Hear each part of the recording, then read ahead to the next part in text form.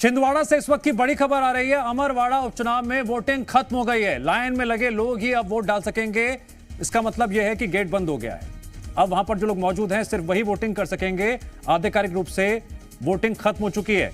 शाम 6 बजे वोटिंग खत्म हुई। शाम 5 बजे तक का आंकड़ा सामने आया। उसके मुताबिक 72%, 8-9% जो है मतदान हुआ है। यह आंकड़ा अभी और बढ़ेगा क्योंकि यह 5 बजे तक का आंकड़ा है। इन आंकड़ों के मद्देनजर कहा जा सकता है कि अमरवाड़ा उपचुनाव में यहां के स्थानीय वोटर्स ने बढ़ चढ़कर वोटिंग में हिस्सा लिया। कड़ी सुरक्षा के बीच वोट डाले गए। अमरवाड़ा से हमारे साथ जी मीडिया संवाददाता आकाश द्विवेदी जुड़ गए हैं इस खबर पर और जानकारी देने के लिए। आकाश, वोटिंग खत्म हो गई। आज दिन भर जो आपने हलचल देखी, वोटर्स का उत्साह देखा, जरा पूरा बयां कीजिए, क्या तस्वीर निकलकर सामने आई? शाम 5 बजे तक 72.89% वोटिंग हो चुकी थी और अभी 1 घंटे के आंकड़े आने शेष हैं। अब जो वोटिंग है वो खत्म हो चुकी है। ये आंकड़ा और बढ़ेगा। मुझे उम्मीद है कि 75 के आसपास ये आंकड़ा पहुंच सकता है और मतदाताओं का ये वोटिंग करना उत्साह बताता है कि मतदाताओं में बाई इलेक्शन में भी उत्साह है। अमूमन इतना ज़्यादा उत्साह उपचुनाव में नहीं देखने को मिलता है, लेकिन अच्छा वोटिंग परसेंटेज कहा जाएगा। अमरवाड़ा में क्योंकि ये आदिवासी बहुत सीट है और आज का जो मौसम रहा है, मौसम बहुत सुहाना था, तो फर्स्ट हाफ में अधिक वोटिंग हुई है। इसके बाद बीच में धूप हुई तो उस वक्त वोटिंग जरूर कम हुई, लेकिन अब तक के जो आंकड़े हैं वो बताते हैं कि 72 वोटिंग परसेंटेज रहा है।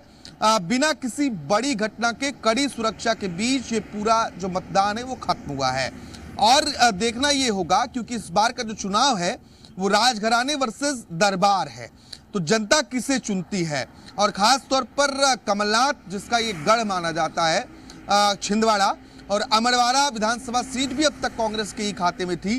क्या ये सीट इस बार कांग्रेस के खाते में रहती है या फिर जो कांग्रेस पार्टी को छोड़ने वाले कमलेश शाह हैं उनके पाले में फिर से जाती है और वो बीजेपी से चुनकर विधानसभा पहुंचते हैं।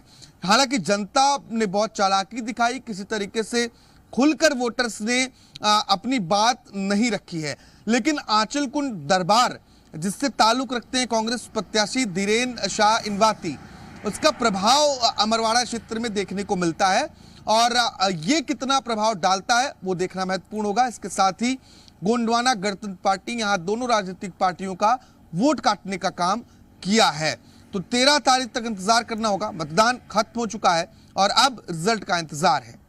ठीक है, अमरवाड़ा में जीत का जो परिणाम 13 जुलाई को आएगा उसके तहत दावों पर किसके मोहर लगती है ये भी तय हो जाएगा और यकीनन कहीं ना कहीं इसका असर मध्य प्रदेश की सियासत भी पड़ेगा, आरोप प्रत्यारोप के लिहाज से। आकाश, जानकारी के लिए आपका शुक्रिया।